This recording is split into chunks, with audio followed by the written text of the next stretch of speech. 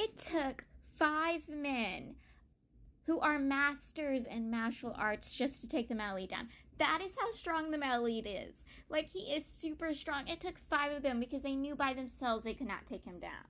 I'm like, woo! Amazing. I'm also saying this to you right now, dude. You don't deserve the fact the main character came to save your butt. You were literally dead, and the main character stood up against 2 of them to save your ass. You don't deserve it. You don't.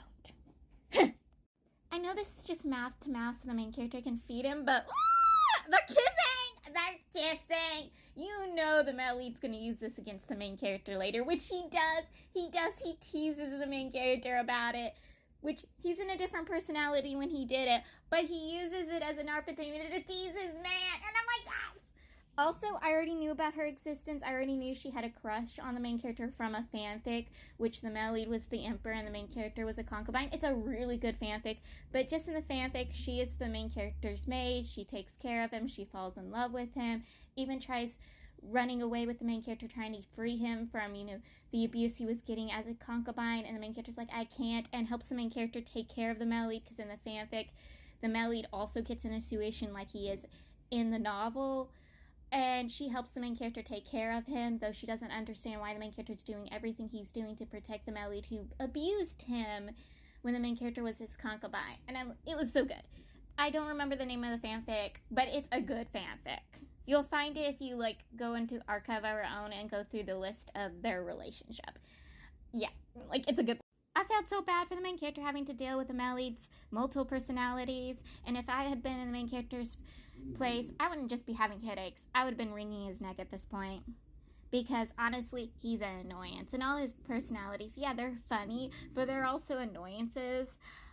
And, I wouldn't have saved his ass, which the main character saved his ass not because he cares about the male lead, because the male lead is a pillar to their country. He is very much the standing pillar of their country. If the male lead disappears, it's not just the male lead sack that disappears. Their country is doomed. Their little emperor is doomed. The future of their country is doomed. The main character did what he did to save the male lead was to save their country. But still, dealing with all those personalities, I would have wringed his neck at this point. I dislike the street rat. You can't make me like him, okay? You can't. Maybe I'll turn a leaf in, book 4 or book 5 later down the line, but I can't like him.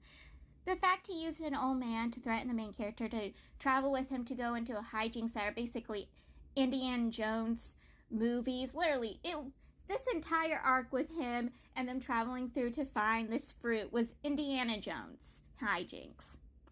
But I disliked him. Yeah, he got talented and skillful. He has skills where he can, read something or remember something and then learn from it. But how he treats the main character, I cannot like him. I'm the main character did so many things for him, and he just repeatedly just treats the main character like shit. He's just a younger version of the male lead. And maybe, yeah, down the line I will like the male lead. But right now I still don't like the male lead. Because, again, when they were in a dangerous situation, the male lead, abandoned his ass after he got what he wanted from the street rat. Abandoned the main character's ass.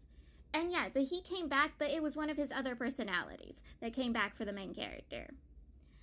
But, the street rat is the worst. And, yes, he reveals to the main character when he was poisoned that if the main character gives him his poison, gives him an antidote to save him from his poisoning, he will help the main character more. Even though he's proven that he never pays back shit people do for him, he, stabs them in the back after they help him. And he reveals that the old man was freed before they left. He just used it as a way to, get the main character to come with him because he didn't think if the main character knew the old man was freed, he would come with him.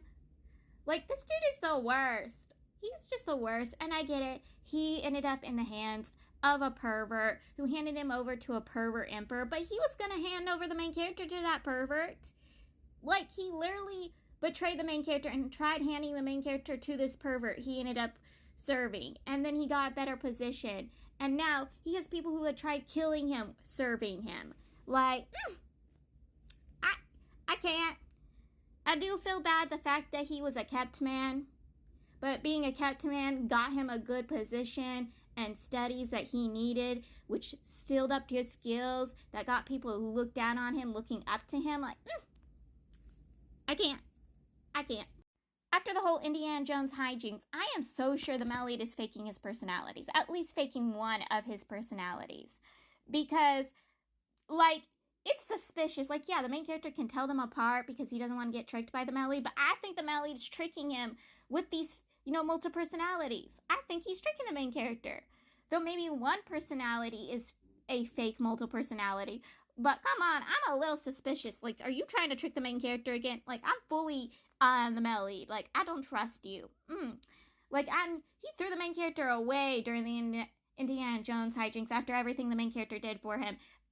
If it hadn't been for one of the multiple personalities, the main character would still been in that mountain, would still been underground. Like, I don't trust you. I'm suspicious.